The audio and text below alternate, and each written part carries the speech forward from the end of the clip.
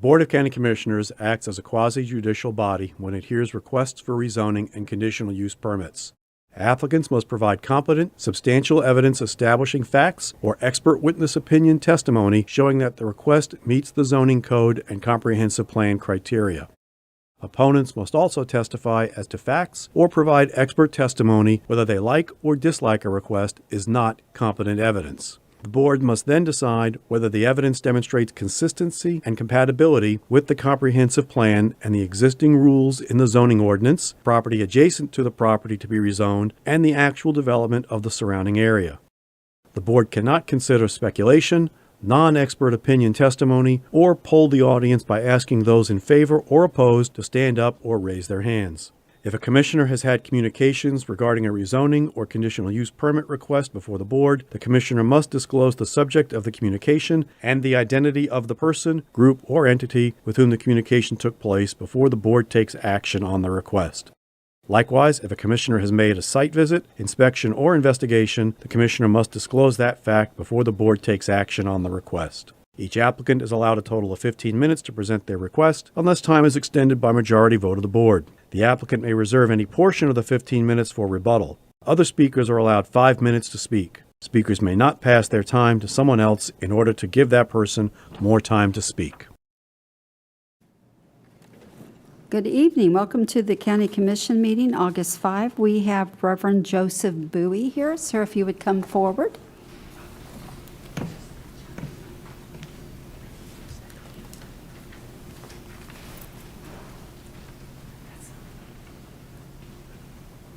I am Father Joseph Bowie from Our Savior Catholic Church in Cocoa Beach.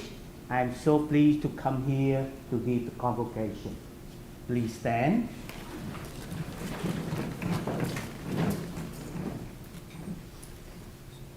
This is the first letter of St. Peter, chapter 2, verse 9 and 10.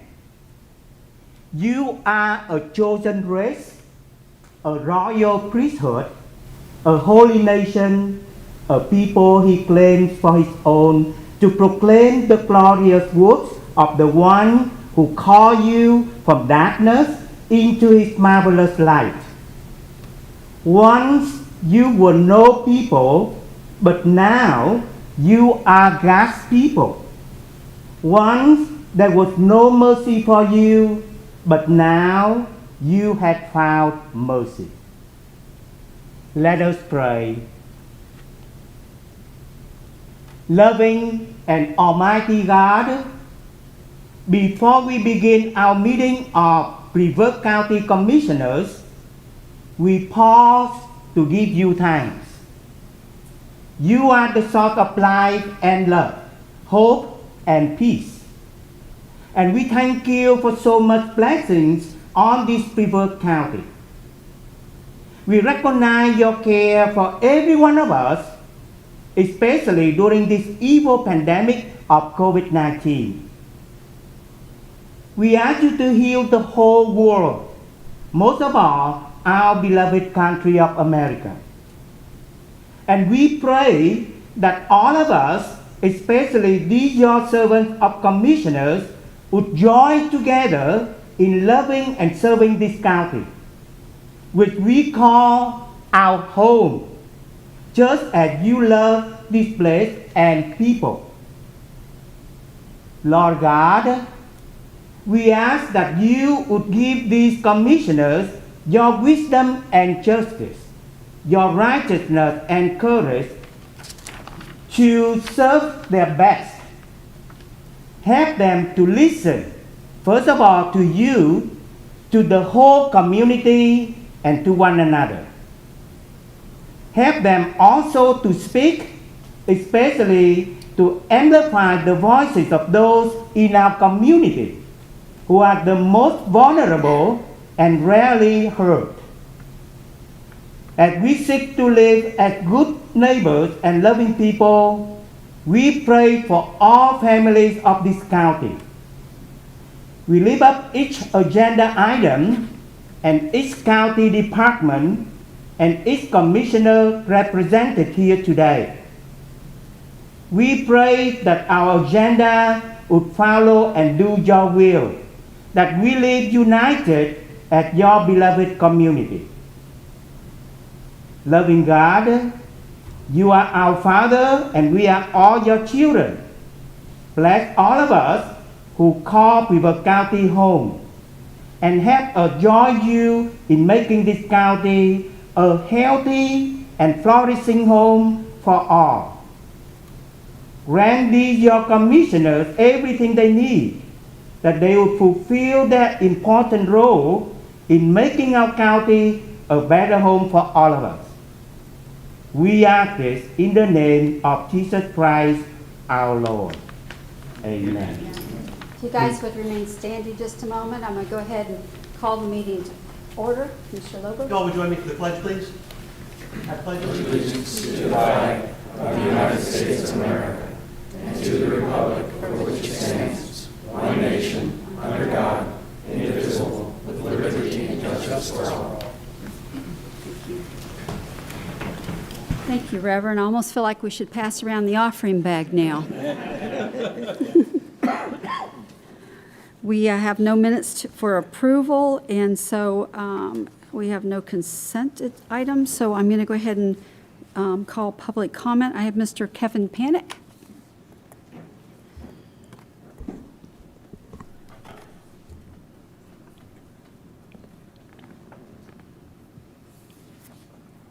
Good evening, honorable commissioners. Kevin Panic, 623 Titusville, Florida, Brevard County residence since 1976. I'm here today, as you can see the charts, as I come every year. There are images of each of the years I've been here at this lectern. The action about mowing over roadside litter.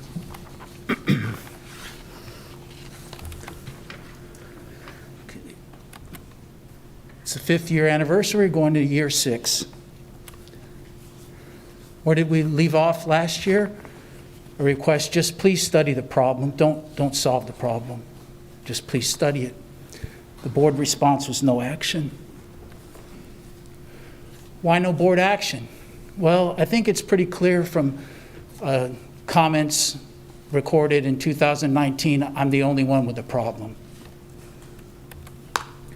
So going back to the technical content of the requested action, assign county staff or KBB to make 66 phone calls, record the answer to those phone calls. Essentially, it's all the other counties in Florida. We have to determine whether this is a state problem or a county problem. So this is how we find out. Specific technical content and schedule, compile the data, put it on the website within 90 days of today's date. Does this action meet general project management principles for a true action? An assignee, yes, that has been assigned, KBB, or county staff. Technical content documented, it is documented in these charts. Due date and presentation method documented, again, documented in these charts. Again, pre-fill for the 67th county, Brevard, we do mow over roadside litter as a standard course of business. Please begin to study All it takes is one commissioner. Now, the Act Now button is kind of an interesting aside, and I'd like to just read a prepared statement I have. With my remaining time, I'd like to pose a rhetorical question based on 2 salient points. Let me pose the question first. Is it best for the citizen being governed or for the governing body? Again, is it in the best interest of the citizen or those governing the citizen? Point number 1. My asking for action now at the end of my presentation today cannot be satisfied. Why? Process procedure. As we know when we read the agenda, and I'll quote, "With the exception of emergency items, the board will take no action under the public comment section, but can refer the matter to another meeting." In the best interest of the citizen or the board? Point number 2. Prior to 2019, a citizen with proper lead time and county Thank you, administrative sir. coordination could introduce Sir? a 3-minute item to the Mr. Panic, I'm official sorry. agenda. Time's up, sir. Thank you. Miss Judy? Can I have 30 seconds? No, sir. But you can call our offices like you do and see if you can make an appointment. Judy Gustafson? Did I say that correctly? Yes, for another issue. Okay. I don't know which one. Can you just tell me what item? H9. H9. Okay, thank you. Sandra Sullivan?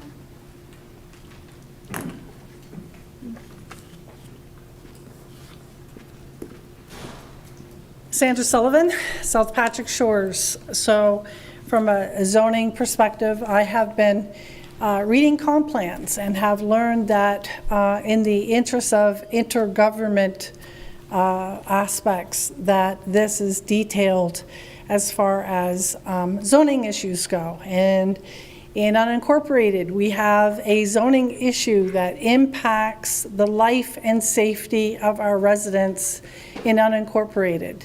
I learned further in reading the comp plan that the issue with evacuation is further compounded in that if a hurricane comes with rain in advance of the storm and the west side is flooded, that was part of the concerns, that would exacerbate the evacuation issue in getting everybody safely off the barrier island, which is at a critical deficiency for evacuation.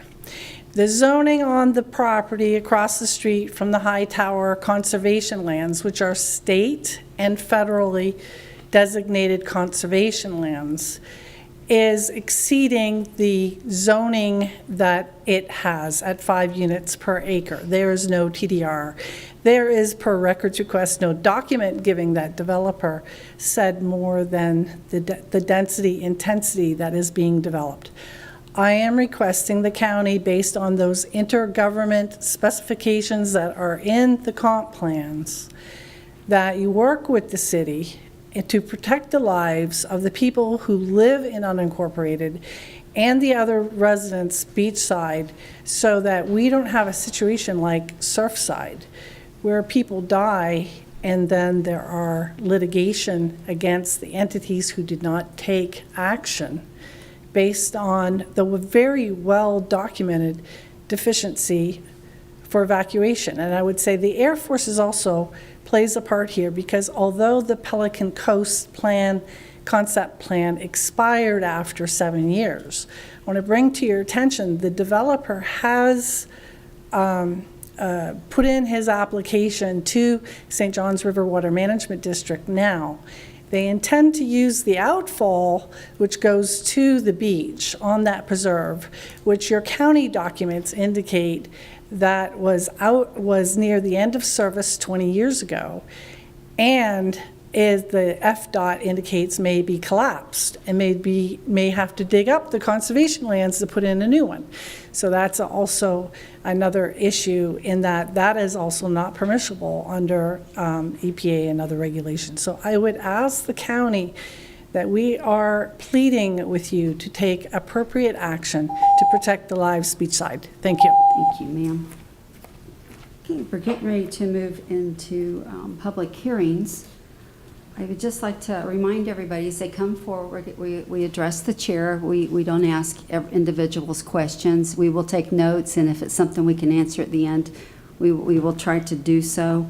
I'd like to also remind everybody that not to be personal with anything. We're going to stick to county business, and so keep your comments directed towards the business of the evening, and this should move along very smoothly. And we are going to move into item H1. Before that, Commissioner Lobert, you turned over all of your disclosures. Yes, ma'am, and I just wanted to highlight real briefly on the disclosure list.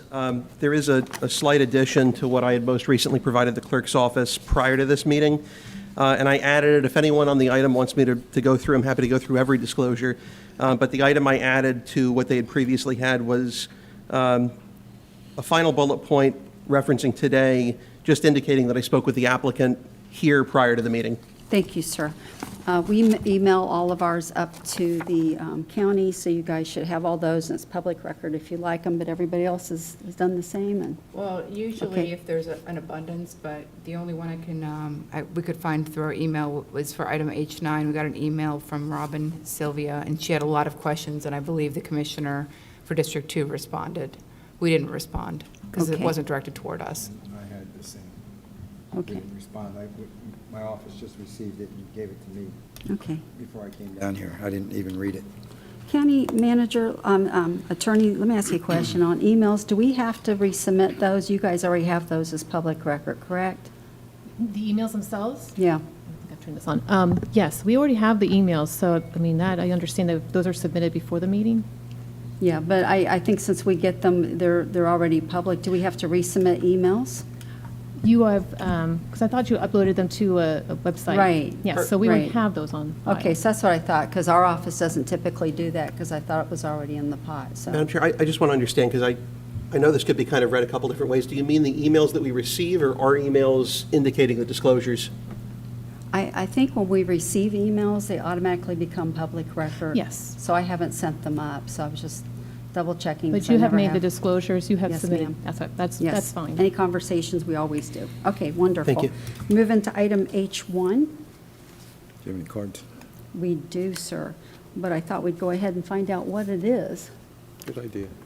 Good evening, Ms. Chair and board members. Item H1 is CBH Properties Melbourne LLC, represented by Bruce Moya. They're requesting a change of zoning classification from BU1 with an existing binding development plan to BU2 with an amendment to the existing binding development plan.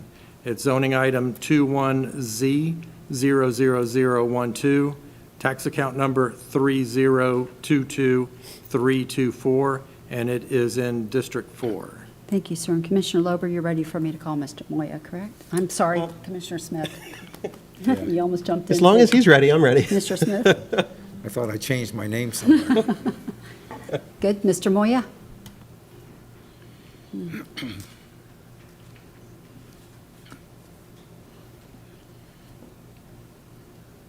Thank you, Madam Chairman and County Commission. Congratulations to you, Abby. I have a presentation, but for time, I think hopefully the item is clear. It's a very small request to just modify and add a BDP because there's a part of their service that they do where they would like to replace, not repair, replace engines and transmissions very simply, which is not allowed in BU1. So we added the BDP to just be very specific. That's all we want to do. This is a nationwide company that they do at all their locations.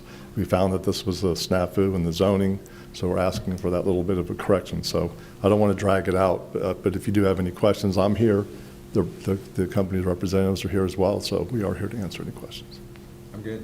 Okay. I recommend approval. Okay. With the BDP? Yes. Motion for approval. Second it. I think Commissioner Zonka beat you to it. All right. Second by Commissioner Zonka. All in favor, say aye. Aye. Opposed, passes 4-0. Item H2. Item H2 is Joshua E. Moda and Virginia L. Reimer. They request a change of zoning classification from GU to AU zoning. The zoning action number is 21Z00017.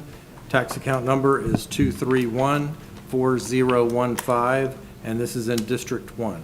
Thank you, and I'm good with this, Motion approved? so I think we're going to go ahead and go forward with it. You okay? Okay, I have a motion. You have a second? All in favor say aye. Aye. Opposed? Passes 4-0. Congratulations, and glad to see you're able to do your project. Item H3. Item H3 is Schwab Construction Group, Inc. Daniel Lee Schwab is representing. Requests the change of zoning classification from BU1 to RU-2-15. It's zoning item 21Z00015. Tax account number is 242-6535 in District 2. I have no cards, Commissioner Lober. What's Move to your- approve, Madam. I have a motion to approve, second by Commissioner Smith. All in favor say aye. Aye. Opposed? Passes 5-4-0. Item H4. Item H4 is Gary E. and Joanna L. Mills. They request a change of zoning classification from AU to RR-1 zoning. Zoning item number is 21Z00013. Its tax account number 2001899, and it is in District 1. Thank you, sir. I'm good with this. Motion to approve, Lober. Motion by Commissioner Lober. Second. Second by Commissioner Smith. All in favor say aye. Aye. Opposed? Passes 4-0. Congratulations, Mr. Mills. Item H5 and H6. Yes, ma'am. They're companion applications. The first one for the land use change is item H5. We have 4090 Aurora Pines LLC, represented by Bruce Moya, requests a small-scale comprehensive plan amendment to change the future land use designation from residential 4 to residential 6. Its zoning number is 21PZ00030. It's on tax account number 2702879 in District 5. And if you'd like me to read in H6 as well, that's the zoning companion. Again, that's 4090 Aurora Pines LLC, with Bruce Moya representing the item, requesting a change of zoning from TR3 to TR-1-A. Zoning number is 21Z00016, and its tax account number 2702879 in District 5. Commissioner Zonka? Do I make the motion with these items together, or do you want it separate? They're actually separate motions, so we'll need a motion for the small scale and then for the rezoning. I have no issue with it, and I have no comments or emails from it or comment cards, so I'll move to approve the item H5. the Second. Small Okay. scale. Okay, I have a motion for item H5 And a with the second. waiver, correct? Tad, you're motioning at me. Yes, I just want to make sure that the motion includes the applicant's waiver that they submitted. Yes. Okay, a Second motion stands. second holds. All in favor say aye. Aye. Opposed? Passes 4-0. Commissioner Zonka? Motion to approve item H6. Second. We have a motion and a second. All in favor say aye. Aye. Opposed? Passes 4-0. Item H7. Yes, this is our second tandem application. H7 is a land use amendment, with H8 being the zoning request. So item H7 is Timothy and Diane Lustland, request a small-scale comprehensive plan amendment 21S.03 to change the future land use designation from residential 1 to residential 2. Zoning action number 21PZ00026. The tax account number is 30009665. I think there's one extra number in there. Thank you, sir. That's in District 3. Yes. And then item H8 is Timothy and Diane Lustland request a change of zoning classification from RU-1-7 to SR zoning, and that's zoning action number 21Z00014. Tax account number is 3009665 in Mr. District 3. Lustland, are you here? I need to throw this out here because I briefed with staff before. We don't have Commissioner Tabaya. And staff advised us that if you're willing to sign the waiver, it'd be possible to approve it. But if you're not, they asked that we go ahead and table this. So The conversations that I had with the state about this matter, about Brevard County not being in compliance with the new law, we're going to table it because nobody Okay. can answer the Motion question. to table. If I'm in the middle of building my house and the state says you have to stop, then I got a mess. Okay. Have a So we want to motion to table it table. until Can November. we get a 4th. specific date, though? November 2nd. November, November- yeah. will that the thing work for is you, sir? Compliance, and then November 4th is the meeting where Brevard County will be compliant with the state, and then I don't Yes. have anything to worry That's about. my Okay, motion, good. Madam Chair. So, Move to table to November zoning meeting, which is November again, guys? 4th, I believe. 4th? Is that right, Tad? Do I have a second? I thought it was the 4th. Second? Second. Let me verify real quick that it's, Actually, you told me September 2 to That's right. table. Do you want to do November? Yeah, I have November. You told me September 2. It's a November zoning meeting, November 4th. November Right. 4th is the zoning meeting. Is that I right for believe you, that's sir? what the applicant is Yeah, asking yes. to be. Okay, that's the motion, Madam Chair. Right. Okay. And then Brevard County will be compliant with the state, and then I have no issues if anybody's Hopefully. stopping me or Okay. what have you. All in favor, say aye. Aye. Opposed? It is tabled till November, Both items. Correct. November 4th. 4th. Thank you. Can we table them both together, Ms. Abby? Usually we require two motions. Can I have a These are motion to separate table items. H8? You got it. I have a motion to table Second. H8. Second by, November 4th. to November 4th. Yes, ma'am. All in favor, say aye. Aye. Opposed? Passes 4-0. That was Commissioner Smith at second. Yes, ma'am. Thank you, sir. Thank you. Okay, we're into item H9. H9 is 395 East LLC, represented by Alex Berkovich. Request to change the zoning classification from SEU to EU. The zoning number is 21Z00018.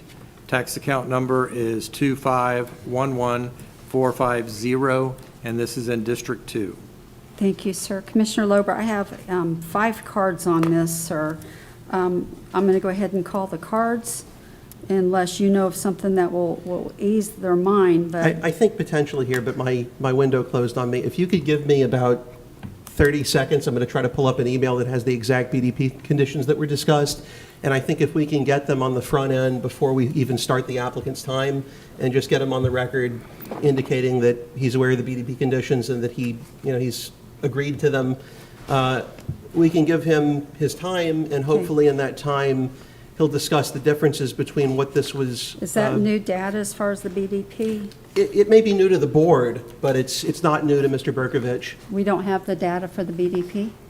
The staff should have it as well. No, it was at the P&Z meeting, they approved it subject to Okay. some conditions that Mr. Berkovich agreed to. Okay. But I believe that what Commissioner Lober is looking for is more specific language that he may have agreed to with the applicant or the applicant I've got it presented to now. him. Okay, I've and the got it. applicant, sir, can I go ahead and call him forward and you can discuss Please. it with him? Mr. Alex Berkovich? And I'm just going to read straight from the email that I sent him, just so that we're all on the same page, and if you'd please not start his time yet. So the BDP conditions that were proposed from my office to you were 6. The first one was there shall be a maximum of 4 single-family homes. The second is that no guest houses shall be permitted. The third is that no home or portion thereof shall exceed 35 feet in total height. The fourth is that all homes must connect to sewer if available at the time of permitting, or if sewer is unavailable at the time of permitting, all homes must be plumbed to advanced septic systems providing no less than 65% nitrogen removal, which is the standard percentage for high-efficiency or advanced septic systems. The fifth is ingress and/or egress by way of Currydale Lane shall be expressly prohibited. And the sixth and final is ingress and egress must be provided by direct connection of a newly constructed driveway to both South Tropical Trail and South Courtney Parkway. So before you start on your 15, if we can just get you on the record saying that you understand the conditions and that you're amenable to them, I think that'll do a lot to assuage the concerns of the folks that have put in cards. Yes, Madam Chair, Commissioners, my name is Alex Berkovich. I live at 6065 South Tropical Trail, just moved here. I love the place. Yes, I do agree with the conditions that P&Z and I discussed at the board meeting last month. So, a couple weeks ago. because I know there may be a difference in verbiage, as far as what I read, you're good with that? Absolutely, yes. Perfect. Commissioner Lower, I am sorry, I hate to do this. Yes, but ma'am. could you do it one more time? Number 1 was just Yeah. 4-lot subdivision. Okay, Number so 2? maximum of 4 single-family homes. The second is no guest houses shall be permitted. Okay. The third is no home or portion thereof shall exceed 35 feet in total height. The fourth is that all must connect to sewer if it's available at the time of permitting. Frankly, it's very unlikely to be the case. If it's not available, the alternative is that at the time of permitting, if sewer is not available, that all homes have to be plumbed to advanced septic systems that provide no less than 65% nitrogen removal, which is Okay. our county standard for Right. what constitutes advanced septic. The fifth is ingress and/or egress, in this case to the north by way of Currydale Lane, is expressly prohibited, so they can't do that. And the last, number 6, is ingress and egress have to be provided by direct connection of a newly constructed driveway to both South Tropical Trail and South Courtney Parkway, so it splits to the east and the west.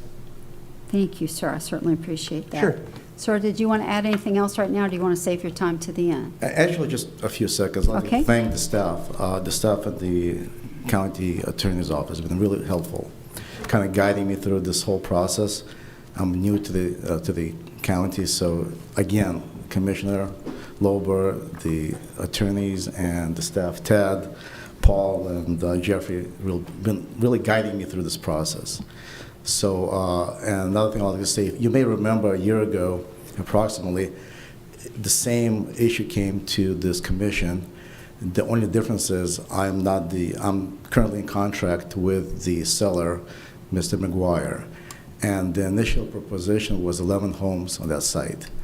And I believe the residents have opposed that type of a planned development.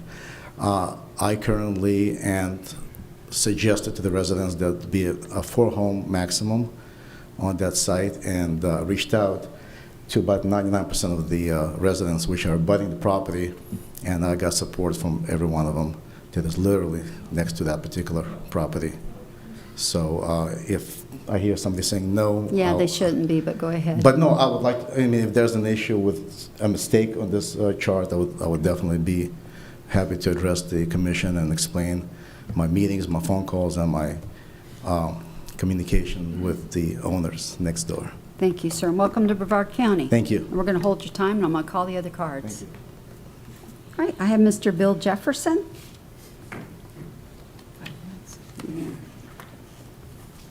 And then Robin Silnick, you'll be next. Hi, Bill Jefferson, 3750 South Tropical Trail. Yeah. All of the adjoining property neighbors do not approve of this. I've spoke this morning with Phil Barnes. He was traveling, but I spoke to him at the airport. He does not approve. I do not approve. Judy Gustafson does not approve. No, we don't approve of this. Not 5 years ago, not 10 years ago, last year, this board said that this property was suitable for 2 homes.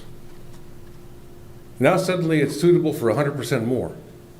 I don't see how this is working. This is not what we were looking for. What we are looking for is just for this board to stand by the decision they made less than a year ago. My property abuts, 3 acres of this land, and it is going to be with a driveway from Courtney to South Tropical. We don't know how long it's going to take to build these houses. We have no schedule for building homes. It's going to be under development for who knows how long, and we do not agree with it. What we agreed with was the decision that the board made last year, and that is what we would like to see maintained. I've been in this county for 60 years. Most of my neighbors have been here for 40, 50, 60 years, paying taxes, voting, and we would like simply for the Board of Commissioners to stand by the ruling that they made last year, which we don't have a problem with. And if we can do that, that's fine. But again, there is no consensus of approval for what is being proposed. And that's what I've got to say. Thank you. Thank you, sir. Ms. Robin Selnick?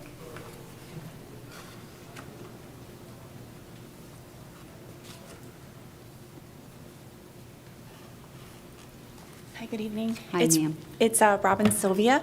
Sylvia. Yes, hi. I live at 3800 South Courtney Parkway. I live on the northeast on the Banana River side, so my property abuts, I just ran here, the 2 acres that's on the Banana River. I like what was suggested, but I don't agree with it.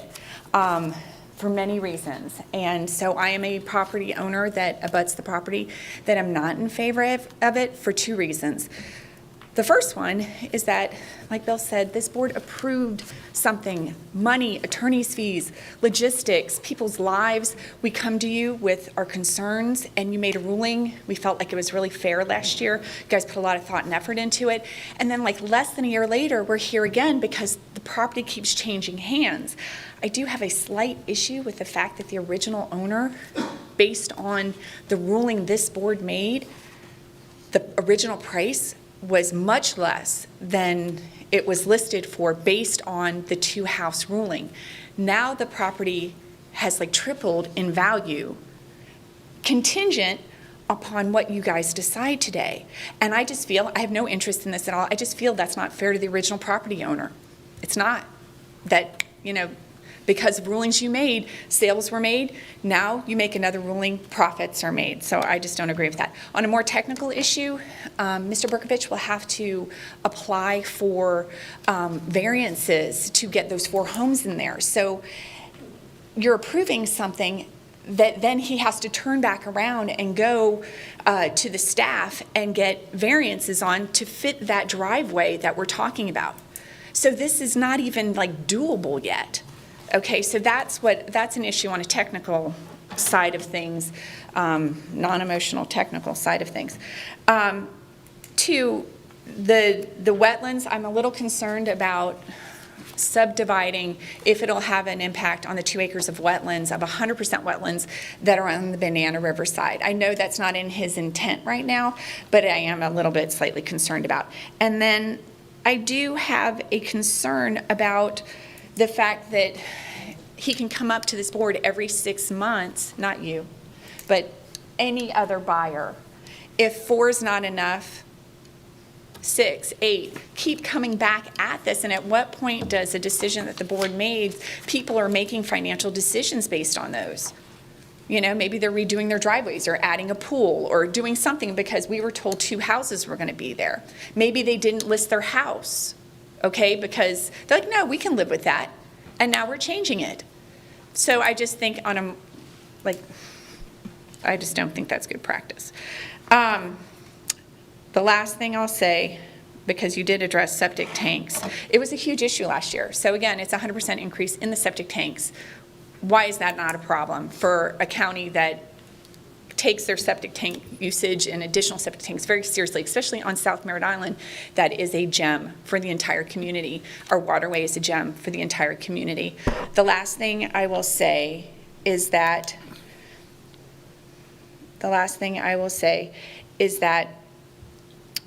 I want to know why somebody who's just new to this county has more say, more rights, more interest to this board than, like Bill said, our tax-paying citizens who've been here, who went to high schools here, who went to junior high here, who went to elementary school here. Why does somebody coming in that's doing investment property, why do they have more say than people that have been paying taxes, voting, than we've been doing all these years?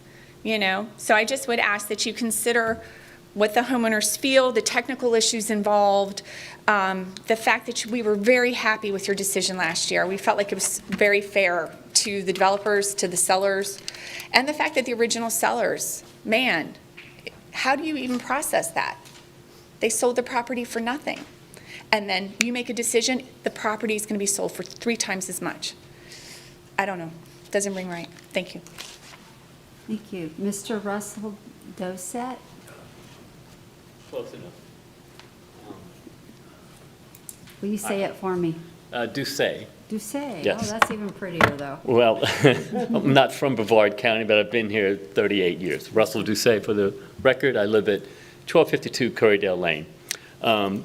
Scott Price cannot be here. He is on telecon. I think he's muted.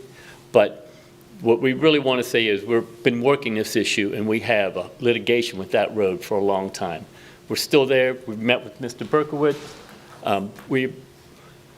We're okay with what's happening if that binding development plan is approved, filed, and enforced. And I'm not sure how that's enforced or where it's filed, and how do we keep that lined up from here?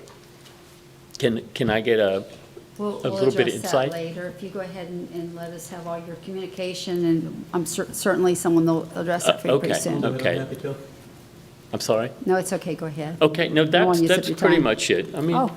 that's it. You know, there's 9 of us there, and we've been meeting on it constantly, and we know it's going to get developed, but let's hope it's developed in the proper way, you know, and we really want to maintain the beauty of the area, so, Thank you, sir. thank you. Miss Judy Gustafson, I think I got you this time, right?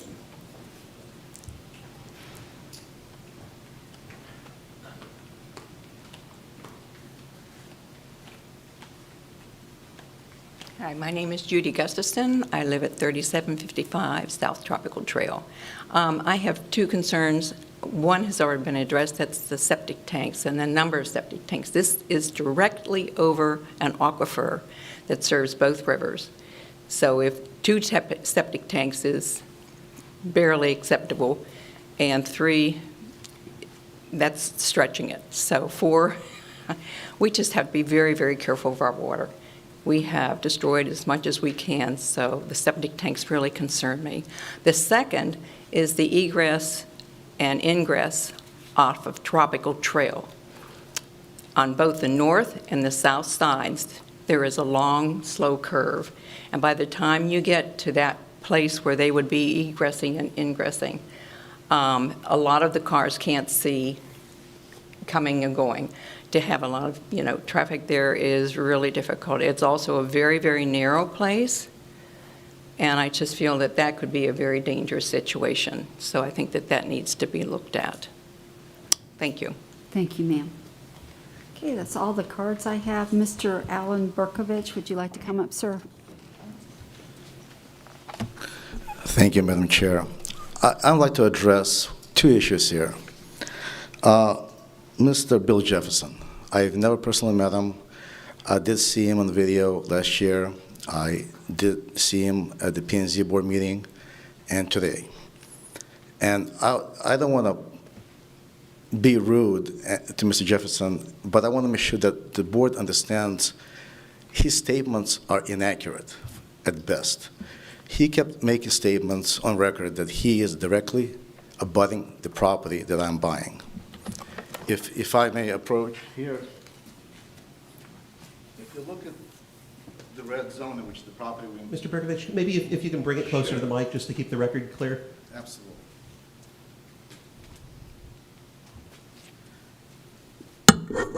Okay, maybe this will... If you look at the property outlines, Mr. Jefferson's property is not even abutting the property that I'm buying. What? You know, I'm seriously, I don't want any talking out there at all. I am so So- sorry, but you just gotta, My concern is that this commission last year took Mr. Jefferson at his word without really having a map in front of him. P&Z also took Mr. Jefferson's position, and now today the commission is taking his position. And I would like to point out that his statements are inaccurate. So that's where I'm going to stand. It may be a mistake on his part, but if you look at the property, his property is 46.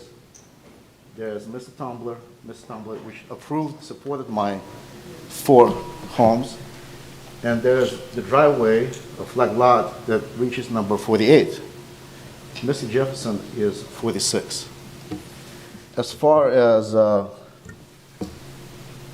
Mr. Murray and Mr.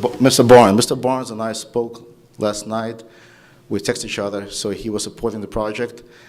If Mr. Jefferson has another option, or he said he spoke to Mr. Barnes this morning and he changed his mind, that's possible.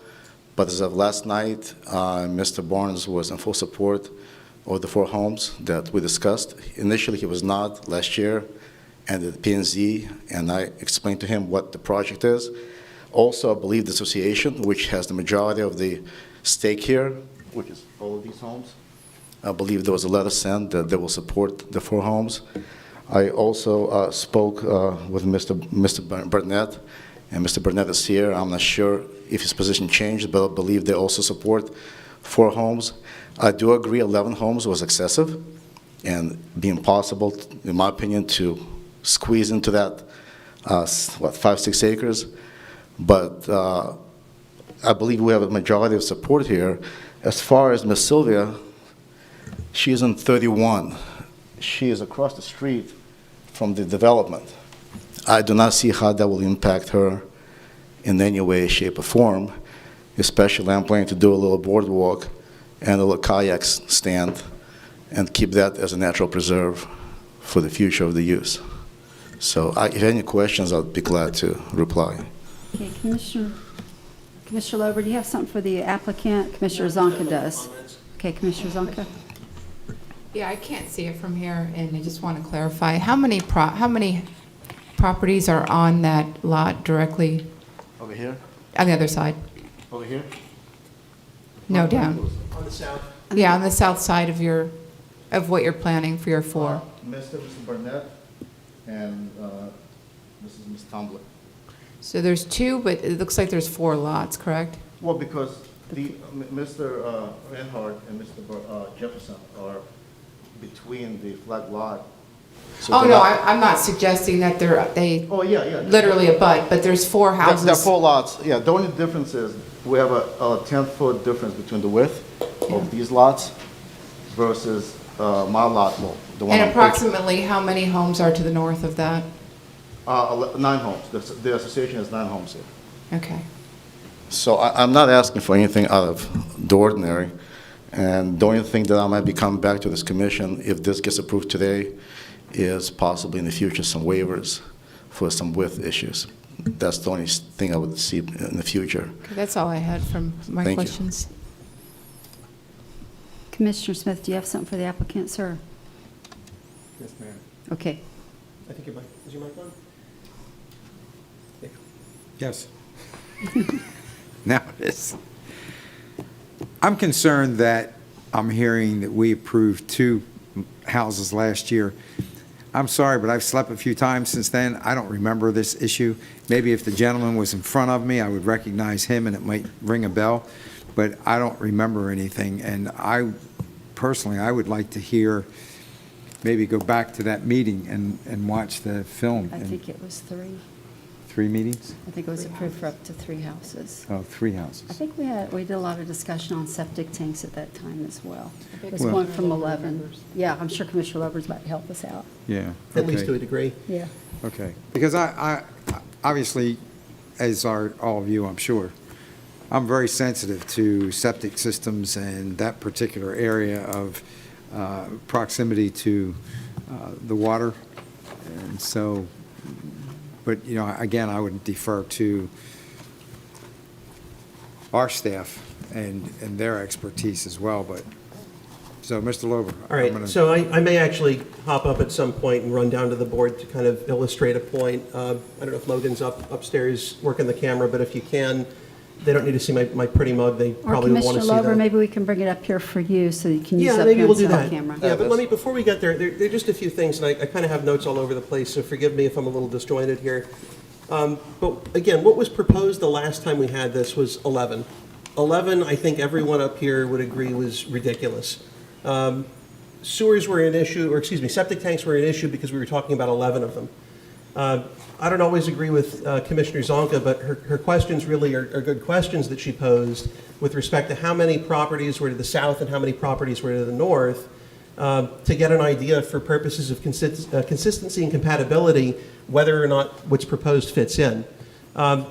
You could say there are 2, you could say there are 4 to the south, whether you want to count the flag stems or not. It's a subjective question. To the north, there's no question. It's far denser than what we're talking about. I can tell you that 4 is what was proposed most recently here. 11 was what we considered last year. In terms of ideally what I'd like there, ideally I'd like there not to be a house to my east, which is, the lot was just sold. I'm going to lose my river view on that side, but it's not my lot. I wish it doesn't go up, but I have no right to tell them not to put it up. And it's going to be another septic system within, in that case, even closer to the lagoon than where you are with this property. But, you know, the question really comes down to to a few things, and I think the biggest is consistency, compatibility, and what we're allowed to consider and what really are factors that go toward that. With respect to the gentleman that discussed the BDP, if the BDP isn't signed and doesn't come back, is it 120 days, Tad? Yes, sir. It's 120 days from the If they board's don't action. agree and put ink on paper within 120 days, he doesn't get the zoning. So the zoning is contingent on him actually going through and signing the paper. I would not be willing to rezone it if that didn't happen, and I wouldn't support it if that didn't happen. So it does resolve, from what I can tell, and I'm not going to give you legal advice, but from what I can tell, having never looked at any of the pleadings in the case, is if there is litigation regarding Currydale Lane and he's waiving his right to use it as ingress or egress, I'm not going to draw the conclusion, but I'm kind of feeding you, the necessary information to read between the lines with, so I stay out of trouble with giving you legal advice. I will tell you there are cases where I'm happy, if it's marginal, to do what nearby landowners want, if I can articulate how something isn't consistent or compatible. I have no problem as an attorney or as a commissioner with us getting sued left and right if we have a meritorious defense. But something like this, looking at what's to the south, looking at what's to the north, I don't think there's a prayer that we could say that what's being proposed isn't consistent and compatible. As far as the questions, and I did respond to Ms. Sylvia a little bit earlier. I don't know if she had a chance to check, because I know the email came in this afternoon and I responded a little bit later. But I'm just going to comment on a couple things that came up. I can't consider who votes. I can't consider who pays taxes, because none of those things go toward consistency or compatibility. The feelings of homeowners don't go towards consistency or compatibility. I feel for folks that are in a position where they're going to face a change that they don't necessarily want.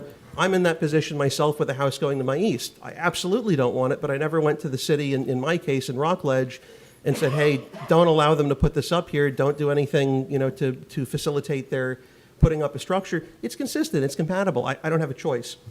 So, the same thing with Mr. Berkovich's newness to the county. Whether I love having folks come to Brevard or whether I hate having anyone come to Brevard, I can't consider that as a factor toward consistency or compatibility. It's just not something that goes toward that, and I'm not legally allowed to consider it. The thing that I'll tell you, and I don't like the septic aspect. I think every septic is one septic too many, but there's an element of reasonableness that comes to this. And when I look to the north and I'm looking at houses, substantially all, if not all of which, don't have advanced septic systems, but have regular septic systems. And those are some of the folks that are upset that we're talking about putting a fraction the density of what they're in with a far more efficient septic system. It just doesn't really come across with the same level of credibility as if someone had a lot and didn't develop their own lot simply because they were concerned about the environmental aspects. And I don't begrudge the folks that live to the north either for living there, because it was permitted at the time.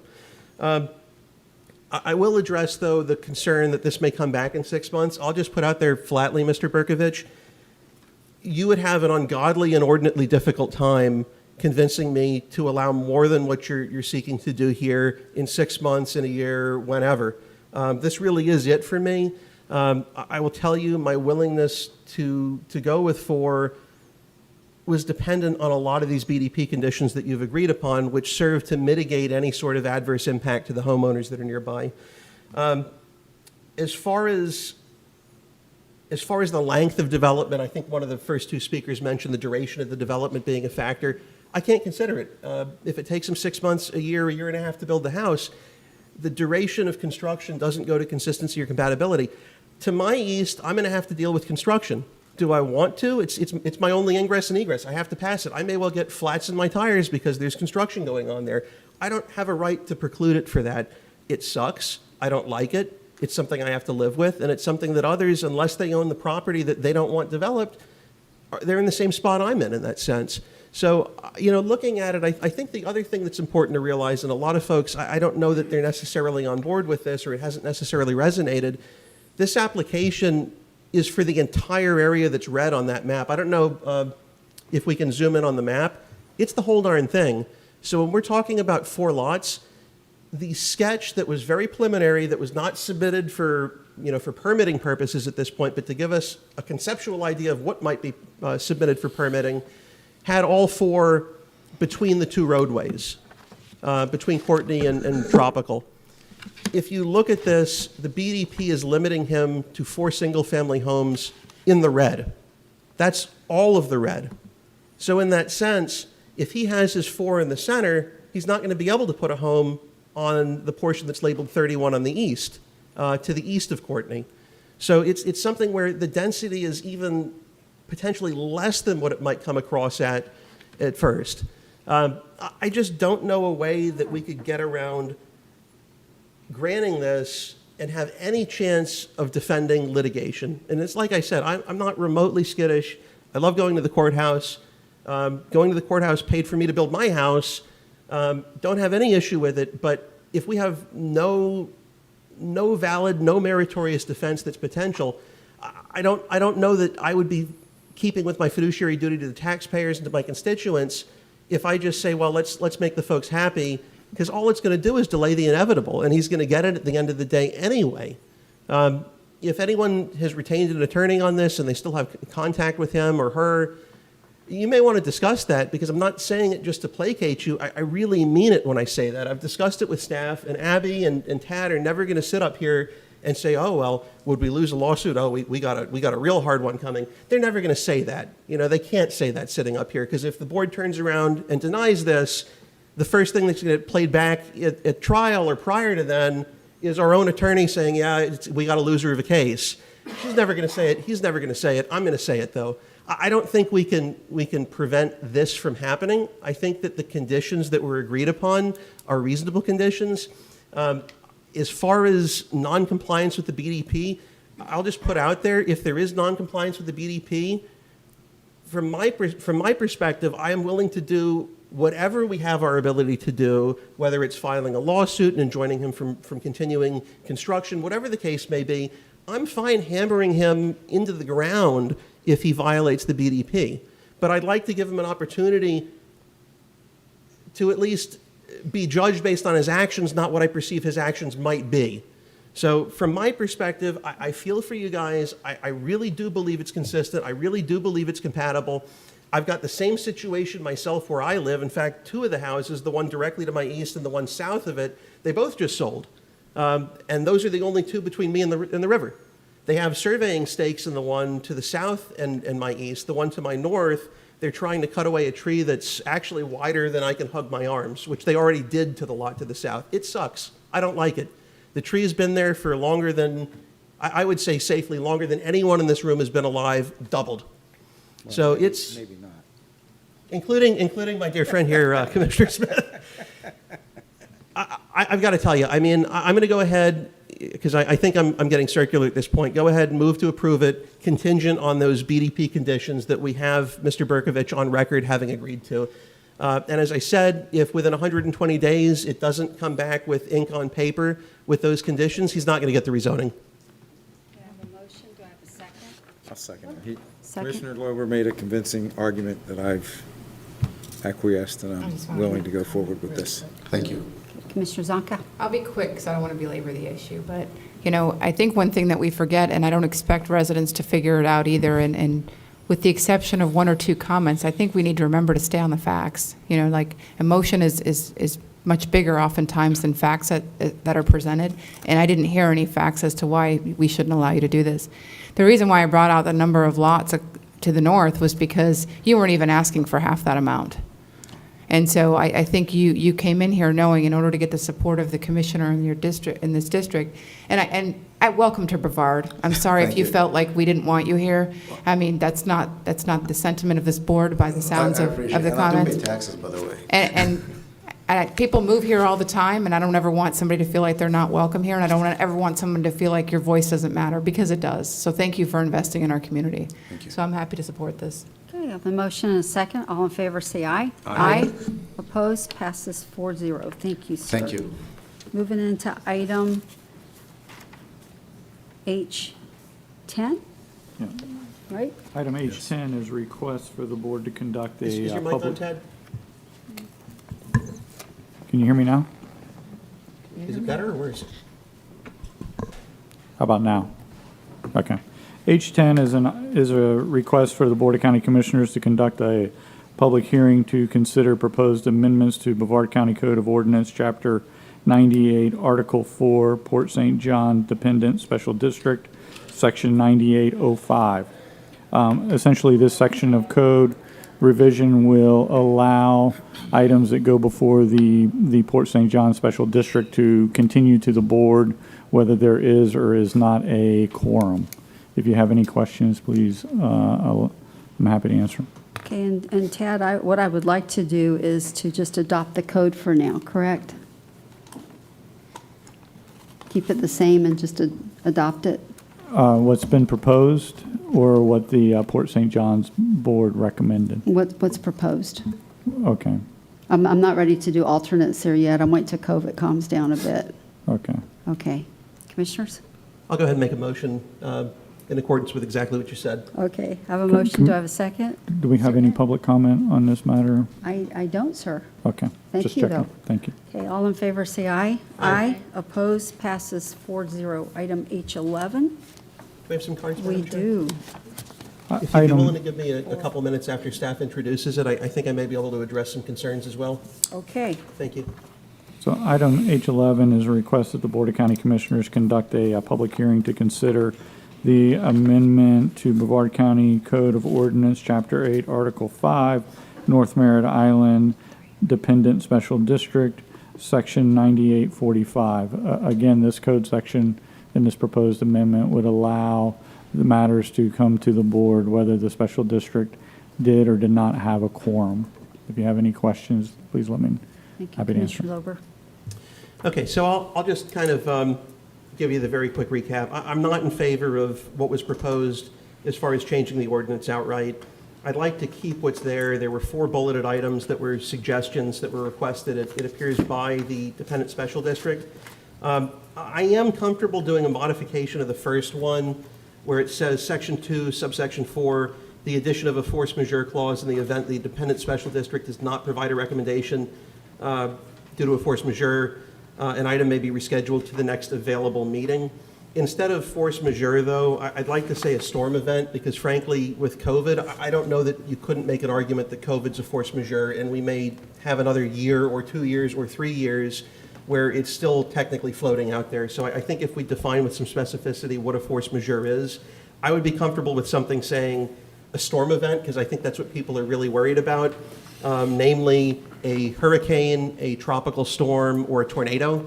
If staff has a better way, if they want to say, if we have a particular advisory that comes in or tie it to a local state of emergency, if there's a particular way to phrase it, either that the folks that put in comment cards have in mind or that staff has in mind, I'm happy to go that way.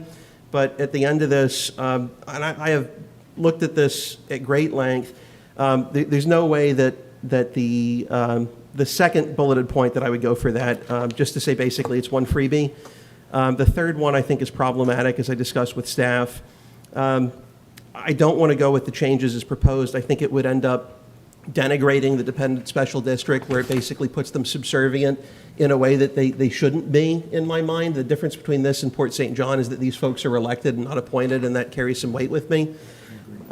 So that's where I'm at, and I hope, even if it's not exactly what you were looking for, at least it gives you a little better idea in terms of where I'm coming from. Okay, so to summarize, Commissioner Lober, you're in favor of only the first bullet, and and then changing force majeure. Thank you, sir. Okay, Mr. Jack Ratherman. And then Madam Chair, can Sorry, I please request just clarification on the Commissioner's position? Because I thought I heard him say that he is interested in the modifying the force majeure language, but he was not interested in adopting the proposed amendment to the code. Correct. I want to keep the code as it is, with the sole exception of adopting language that goes along with this first bullet and changing force majeure to define a storm event. Thank you. So as a result of a storm event, I would like to plug in there the actual storm events that count: hurricanes, tropical storms, tornadoes. So I don't think we get typhoons here. So just to simplify what I think is on the table here, we are rejecting the code amendment that we've brought forward. That's my preference, yes, sir. But you're directing us to add that language in to do not necessarily a different code amendment, but to add the language that you read into the record as a code amendment to replace this one. Yes. Thank you. Okay, Mr. Ratherman. Okay, well, Jack Ratterman, 568 East Hall Road, Merritt Island. I hadn't had all that information here, so I think that's a good change. Maybe mandatory evacuation storm, that would solve that, because you're right, the COVID's going to be here for a while, and we're still meeting. And by my calculation, we've missed one time in 20 years. So that's a pretty good attendance. And then this was, yes, it's sponsored by, way back in the day, by old Commissioner Randy O'Brien. And he's passed. But it was elected, it's an elected board, it's by the state, and I think this really gives the North Merritt Island community the voice, because we have such a large portion of land still wanting to be developed. So, and I'm in favor of Commissioner Lober, his changes to it. I like yours too, Jack. I think that's good. If we can add to mine and kind of supplement it, and or any event causing mandatory evacuation, I think that would be good. So whether or not it's storm related, if we're telling people get off the island, I think that's a legitimate basis. Thank you, sir. Thank you. Good evening. Ms. Darlene Hunt.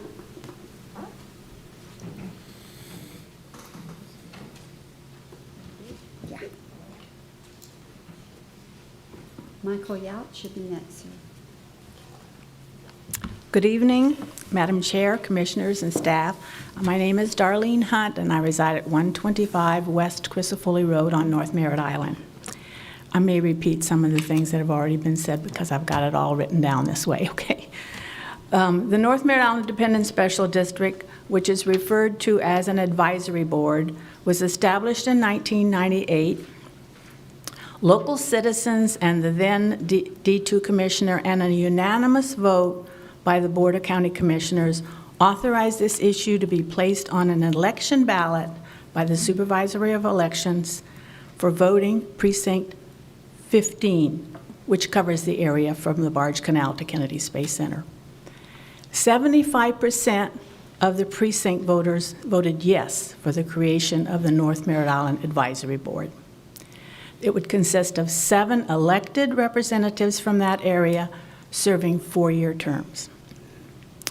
The ordinance allowed for zoning issues that affect North Merritt Island to go before the advisory board and then proceed to the Board of County Commissioners. Only zonings affecting comprehensive plan and future land use would be heard by the local planning agency. All the rest would go directly before you, the Board of County Commissioners. The original ordinance was to sunset in 2 years, and at the end of that 2 years, it was approved by the Board of County Commissioners to remain in place. In other words, it passed the trial period. During the past 23 years, the advisory board has been in place.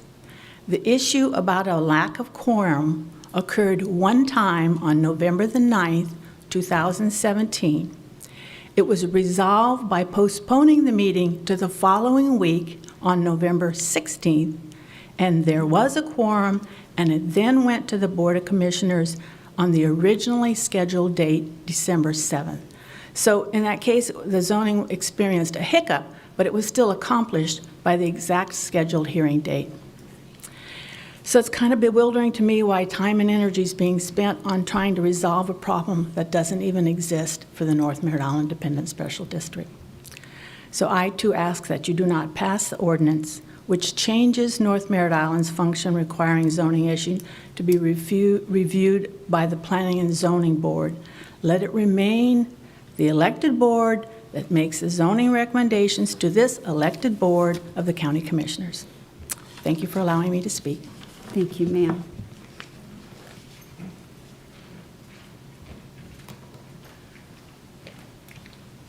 Miss Mary, you'll be next. You would just state your name for the record, sir? Beg your pardon? If you would just state your name for the record? Certainly. Michael Yock. I live at 565 Indian Bay Boulevard. I'm a resident of Merritt Island and a vice president of the North Merritt Island HOA. I'm opposed to any amendment that limits the current powers of the North Merritt Island Dependent Special District Board. Because we are unincorporated, we lack the representation that other cities in Brevard have. Nevertheless, North Merritt Island represents a large group of voters and there are currently at least 3,600 addresses in our community. We are unincorporated and would, if we were incorporated, we'd be the 4th largest city in Brevard County as far as population.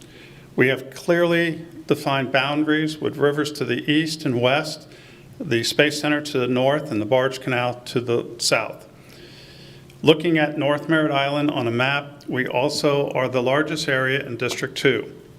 So it's important to us to continue to get the representation provided us by the Dependent Special District Board.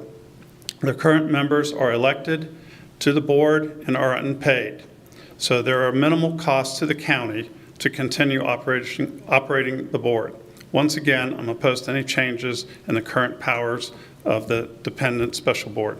Thank you. Thank you, sir. Ms. Mary?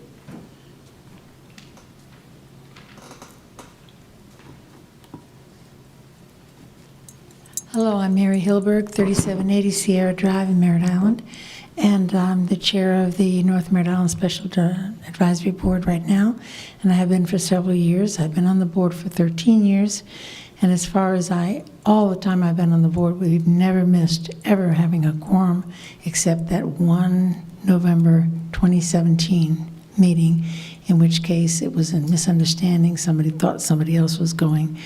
And we resolved that, as the previous speaker said, in 1 week and didn't interfere with anything else.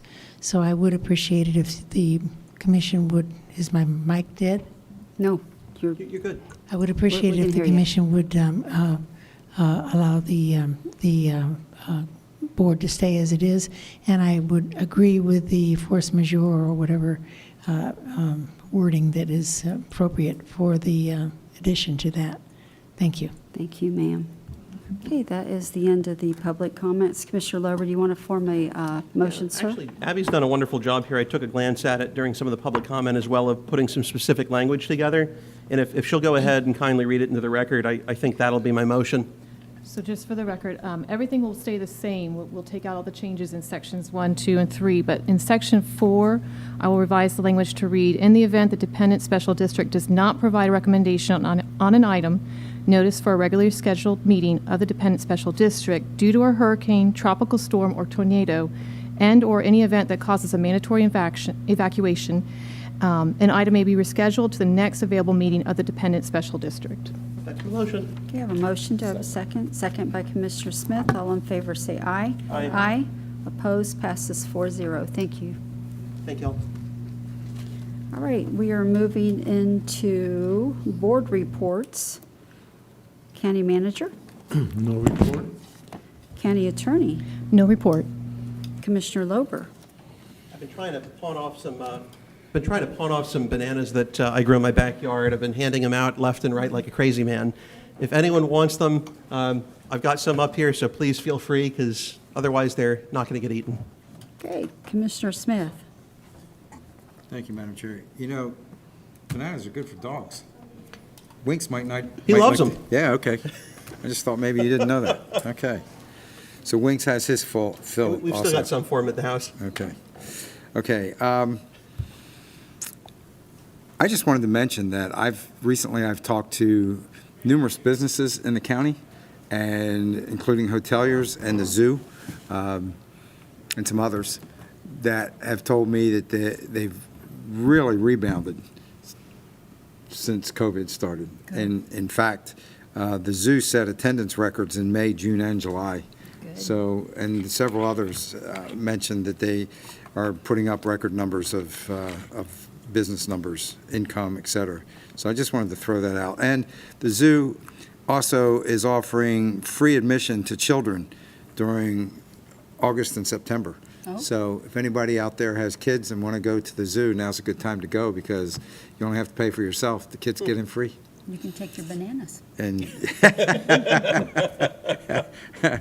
yeah, well, I'm not going to go there. Also, I would like to mention to my fellow commissioners that very shortly our appointees will be attending the charter review. And I would like you guys to consider making a change in the charter review with regard to the CPI. We know that the CPI is a manipulated number. Anybody that pays any attention knows that it's not even close to being accurate. The CPI has other defects, namely the fact that it's based on the cost of household goods like eggs, lettuce, bread, whereas we fund large purchases like ambulances and buses and fire trucks that cost hundreds of thousands of dollars as opposed to $10 and $12. And so I would like, and I've already talked to my appointees and they're on board, but I would like you guys to consider that as well. I think it's something to think about. I think it would put the county in a much better place going forward. I really would like to see us start to tackle some things in this county like capacity. We haven't been able to do that. Yeah. I think this would be a way to do that without having another tax referendum on the ballot. So something for you guys to think about. And I'll just add, I think we did something substantially identical to that with respect to utilities. I mean, the fact is, we're not trying to make money as a county, but when we have costs, they have to be passed along somehow. So I think it makes sense, and I'm happy to look at it. Good deal. Commissioner Zonka? Yeah, I just want to thank staff. We had a builders roundtable right before we ran into the room. It went right to the zoning meeting, and you guys put a lot of time and effort, and I believe that a lot of people that develop and build in our community feel like they're being listened to, and I think you've done a great job addressing the things from the last meeting they had. So thank you, and I look forward to the next meeting. You guys did a great job today, and I can't thank you enough. We had a lot of staff there and a lot of support, and I appreciate you guys having that dialogue, and it went very well. There was not too much finger pointing. It was more like, okay, how can we make this easier? So, and I look forward to bringing this stuff back to the board if we need board approval on stuff, if you need, me to push for certain things that'll make your job easier, you need to let me know too. So I want to thank you guys for that. I went to an EDC event, which I thought was pretty cool, and Commissioner Smith was there. And one of the things that they do, you hear of all the economic development stuff that they do, and they talk to, or try to get new business to the area. They've launched this pretty cool program. It's called Launchers and Loggers. And they got with a lot of our big space companies in the area, and they basically hooked them up with these Breweries. microbreweries and, local breweries.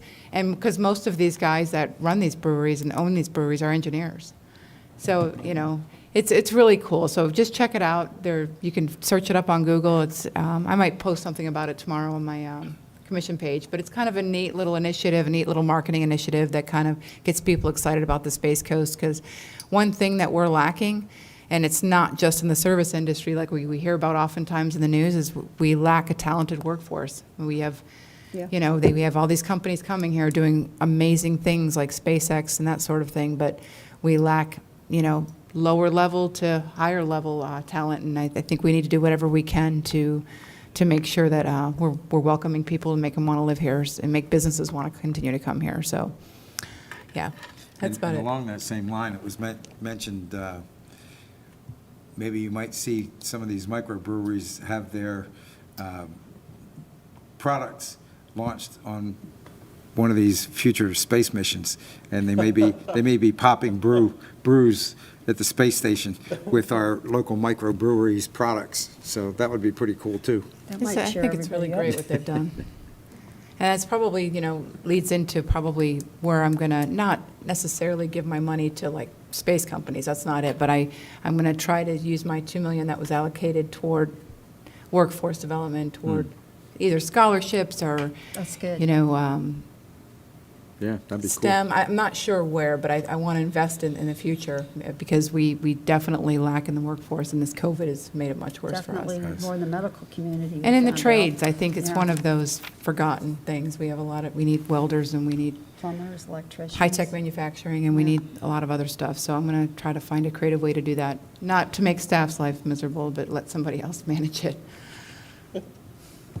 Okay, I wanted to just mention to you guys, we talked about last meeting, I was going to extend the surveys for 4 more weeks. I wanted to give you the data. Otherwise, it would have ended today. And out of 3,346 homes, I've gotten 766 yes votes. It's only 22.8% of all of the people that have water and MIMS that would be voting yes. I did word it in such a way, I had one of our staff here tell me, he lives there, and he said, well, you know, I knew I didn't have to mail it back in, and I agreed, because I put in here that you had to have a 2/3 supermajority of all MIMS customers voting yes to place this back in the water. And I know y'all's thoughts on a lot of things as far as what we do with the community. None of us would ever vote for mandatory COVID vaccines because we're forcing medication into people's bodies. And that's really what this is. You know, the FDA calls it an unapproved drug. This is an unapproved drug that we're putting in water. So if people want it, it's good, but when you force it on, let's say even if it's 1/3 of the community to have something they don't want, I don't think it's fair. So I threw out the gauntlet there. They had to go out and get 2,228 votes to make me convinced I would bring it back to you guys and talk to you about it. They've fallen short so far. There's a lot of bad data and rumors going on Facebook right now. They're saying I did it because I don't have the votes going in my direction. Well, we certainly do. Right now, we could call it quits and we're just done. But I thought, in all fairness, because I've had some people call our office that said they've lost their little cards, I'm going to extend it to give them more time. I don't know that they're going to get another 1,400 votes, but I'm giving it a shot. And if they want it, we'll, you know, definitely look at that. I just want to say this publicly, too. There's a little water company out there called U.S. Water. It is not Brevard County water. So if you have that in MIMS, you won't be able to do this because you're not getting county water as well. So I just wanted to mention that to you guys. I only have 32% of the survey cards back in. There is more yes than no, but in all fairness, it's still only 22% of all of the service customers saying they want it in. So I don't feel good about it as of yet, but we'll see what happens in the next 4 weeks. I'm just going to give it more time. I do want to throw out something that I want to talk to the commission about as far as moving forward and having staff work on a policy. I've realized, you know, our years on here that, you know, I've learned this, that only the commission can really take care of what we do as a commission. And the staff can't really tell us yes or no to things. But I think what I'd like to do, I think we're all pretty settled in our offices right now as far as salaries. What I would like to do now is put a cap on our salaries, take the office with the highest amount of salaries right now. I'm not sure who it is, but they could take the office, add up all the salaries, and I think throw travel in there as well. And let's make that our cap right now. And then if we want to go above that, I think we come back to the commission and have a vote. I think it's in a substantial amount of money. I think we're all settled in as far as staff. So I think take I don't know which office right now that has the most amount as far as their support staff and is what they're using for travel allowance, I think out of state overnight, you know, as far as them when we drive up here and stuff, it's minimal, and I don't want to make staff track all that. But I think this would be a good time now for us to kind of work on a policy so that if we have an office that decides to raise one of their staffs up double what the other commissions is, it might be fine, but I think that needs to be something discussed at this point.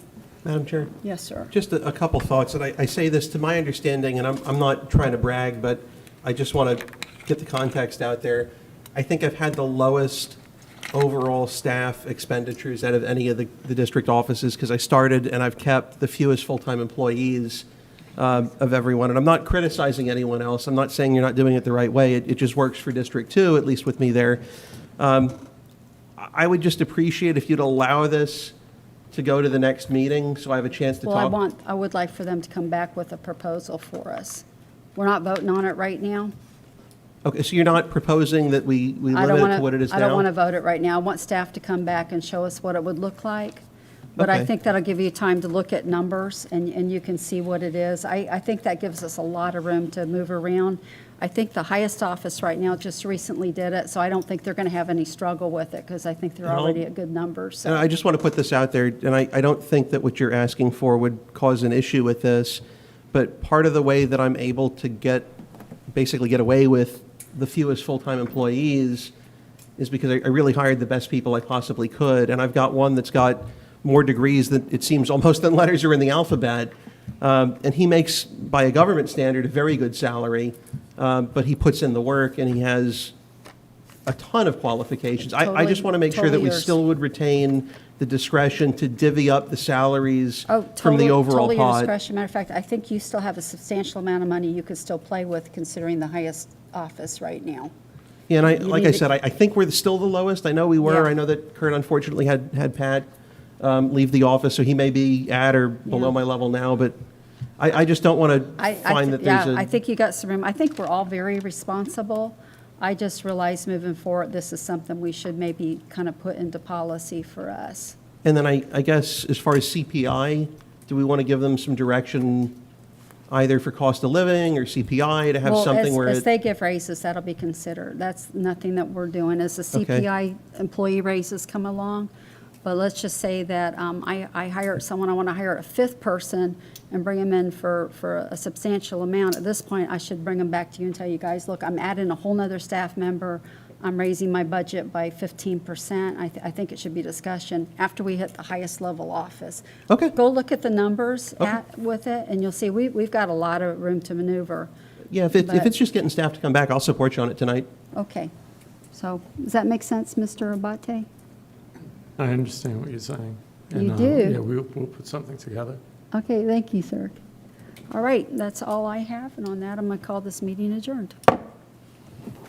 Good job. The opinions expressed by any member of the public during any period of public comment do not necessarily reflect the views or opinions of the Board of County Commissioners of Brevard County, Florida, Space Coast Government Television, or the program sponsor, and are solely those of the presenter. The Board of County Commissioners of Brevard County, Florida, Space Coast Government Television, and the program sponsor hereby expressly disclaim any and all responsibility or liability for any defamatory or slanderous statements expressed by any member of the public during any such period.